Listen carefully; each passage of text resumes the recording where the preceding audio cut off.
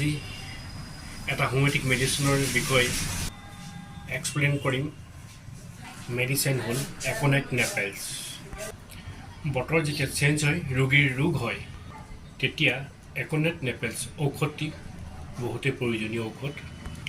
চৰ্দি, কাহ, জ্বৰ যেতিয়া হয়, একোনাইটে ভাল কাম কৰে আৰু ইয়াৰ 2 বা 3 টোপাল ঔষধ 2 বা 3 ঘণ্টাৰ পিছে পিছে 1 চামুচ পানীৰ সৈতে ল'লে সোনকালে আৰাম পোৱা যায়। যদিহে একুইট কণ্ডিশ্যনত হয়,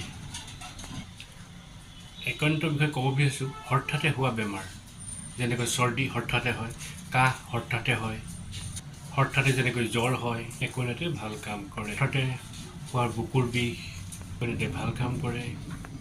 হঠাতে যিকোনো হোৱা বেমাৰ, ভয় লগা ইত্যাদি ভাল কাম কৰে।